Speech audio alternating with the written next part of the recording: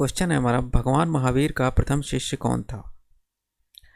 Option है हमारे भद्रबाहु, स्थूलभद्र, चार्वाक, जमाली। इसमें हमारा चौथा ऑप्शन सही है, जमाली। भगवान महावीर के जो प्रथम शिष्य थे वो थे जमाली। अगला क्वेश्चन है, किस वेद में संगीत विद्या का वर्णन है? किस वेद में संगीत विद्या का वर्णन मिलता है? ऑप्शन है हमारे ऋग्वेद, सामवेद, यजुर्वेद, अथर्ववेद। तो इसमें हमारा ऑप्शन 2 सही है।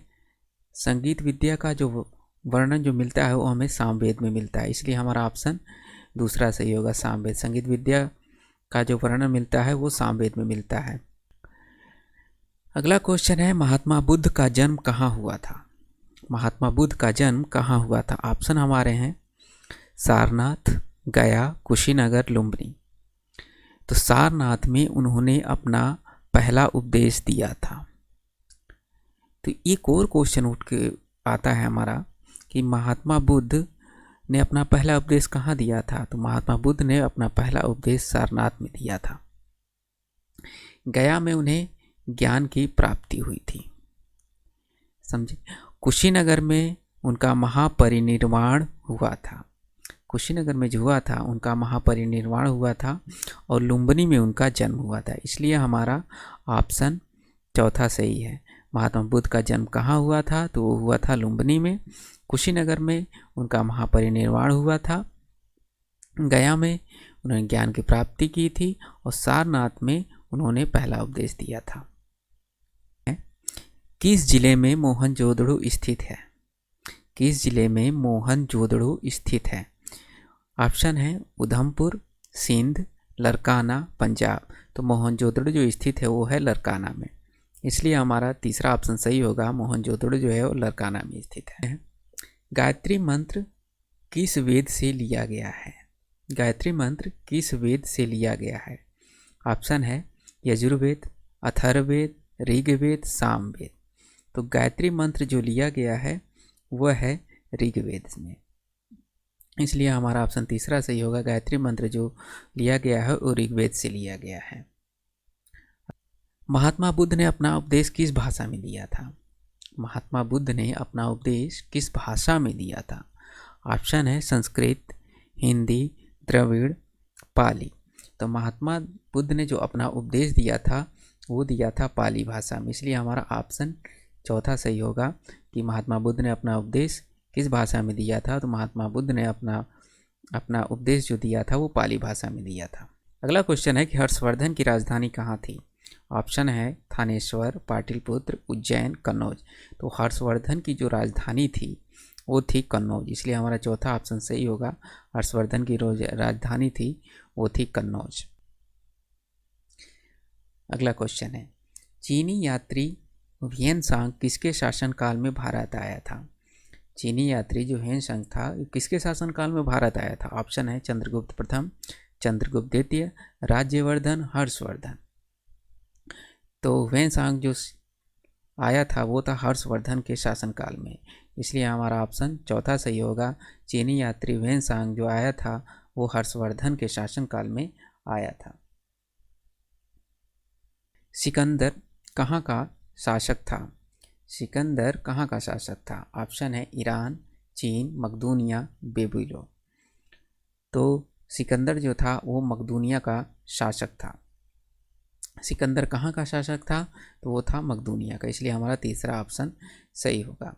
निम्नलिखित में से इंडिका किसकी रचना है? निम्नलिखित में से इंडिका किसकी रचना है? चाणक्य की, विष्णुगुप्त, मेगास्थनीज, अशोक। ये इंडिका की जो रचना थी वो थी मेगास्थनीज ने उसकी रचना की थी, तो इसलिए हमारा ऑप्शन तीसरा सही होगा कि निम्नलिखित में से इंडिका किसकी रचना है? तो वो है मेगास्थनीज की, याद कर लीजिएगा। सांची का स्तूप का निर्माण किसने कराया? सांची के स्तूप का निर्माण जो था वो किसने कराया? ऑप्शन है बिंदुसार, चंद्रगुप्त मौर्य, अशोक, कनिष्क। तो सांची का जो स्तूप का निर्माण कराया था वो अशोक ने कराया था, इसलिए हमारा ऑप्शन तीसरा सही होगा कि सांची का स्तूप का निर्माण किसने कराया था? तो अशोक ने कराया था। अगला क्वेश्चन है, शुंग वंश का संस्थापक कौन था? शुंग वंश का संस्थापक कौन था? चंद्रगुप्त मौर्य, पुष्यमित्र शुंग, धनानंद, समुद्रगुप्त। तो जो शुंग वंश का संस्थापक था वो था पुष्यमित्र शुंग, इसलिए हमारा ऑप्शन दूसरा सही होगा। शुंग वंश का संस्थापक था पुष्यमित्र शुंग। अगला क्वेश्चन है, भारत का नेपोलियन किसे कहा जाता है? भारत का नेपोलियन किसे कहा जाता है? ऑप्शन है अशोक, चंद्रगुप्त द्वितीय, कुमारगुप्त, समुद्रगुप्त। तो भारत का जो नेपोलियन कहा जाता था वो समुद्रगुप्त को कहा जाता था, इसलिए हमारा चौथा ऑप्शन सही होगा कि भारत का नेपोलियन किसे कहा जाता है, तो समुद्रगुप्त को कहा जाता है। अगला क्वेश्चन है, चीनी यात्री फायान किसके शासनकाल में भारत आया था? कुमारगुप्त, समुद्रगुप्त, चंद्रगुप्त प्रथम, चंद्रगुप्त द्वितीय। चीनी यात्री फायान चंद्रगुप्त द्वितीय के शासनकाल में भारत आया था, इसका ऑप्शन चौथा सही है। अगला क्वेश्चन है, गुप्त वंश का संस्थापक कौन था? समुद्रगुप्त, रामगुप्त, चंद्रगुप्त, श्रीगुप्त। चारों ऑप्शन में से कौन सा सही होगा जो गुप्त वंश का संस्थापक था? तो हमारा चौथा ऑप्शन सही होगा, श्रीगुप्त। गुप्त वंश का जो संस्थापक था वो था श्रीगुप्त। एलोरा के कैलाश मंदिर का निर्माण किसने कराया था? एलोरा के कैलाश मंदिर का निर्माण किसने कराया था? ऑप्शन है हमारे इंद्र प्रथम, कृष्ण प्रथम, इंद्र तृतीय, कृष्ण तृतीय। तो एलोरा के कैलाश मंदिर का जो निर्माण कराया था वो थे कृष्ण प्रथम, इसलिए हमारा ऑप्शन दूसरा सही होगा। एलोरा के कैलाश मंदिर का जो निर्माण कराया था वो थे कृष्ण प्रथम। अगला क्वेश्चन है, किसके शासनकाल को साहित्य और कला का स्वर्ण काल कहा जाता है? किसके शासनकाल को साहित्य और कला का स्वर्ण काल कहा जाता है? ऑप्शन हमारे हैं अजातशत्रु, अशोक, चंद्रगुप्त मौर्य, चंद्रगुप्त द्वितीय। चंद्रगुप्त द्वितीय के शासनकाल को साहित्य और कला का स्वर्ण काल कहा जाता था, इसलिए हमारा चौथा ऑप्शन सही होगा कि किसके शासनकाल को साहित्य और कला का स्वर्ण काल कहा जाता है, तो वो थे चंद्रगुप्त द्वितीय। इनके शासनकाल को कला का स्वर्ण काल कहा जाता है। अगला क्वेश्चन है, सत्यमेव जयते कहाँ से लिया गया है? कई बार क्वेश्चन आ चुका है कि सत्यमेव जयते कहाँ से लिया गया है, तो ऑप्शन हमारे हैं ऋग्वेद से, सामवेद से, अथर्ववेद से, मुंडकोपनिषद से।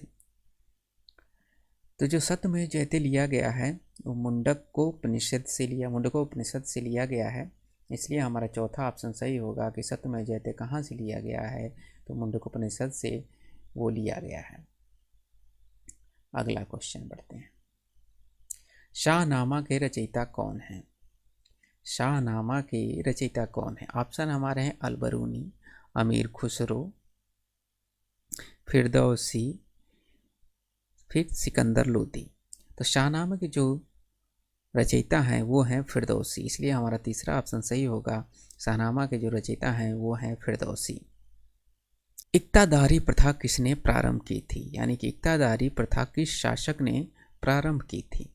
ऑप्शन है फिरोज तुगलक, इल्तुतमिश, मोहम्मद गोरी, सिकंदर लोदी। तो इक्तादारी की जो प्रथा प्रारंभ किया था वो था इल्तुतमिश, इसलिए हमारा दूसरा ऑप्शन सही होगा। अगला क्वेश्चन है, तूती ए हिंद किसे कहा जाता था? तूती ए हिंद किसे कहा जाता था? ऑप्शन है अबुल फजल, अमीर खुसरो, अलबरूनी, फिरदौसी। तूती ए हिंद अमीर खुसरो को कहा जाता था, इसलिए हमारा ऑप्शन दूसरा सही होगा। तूती ए हिंद अमीर खुसरो को कहा जाता था।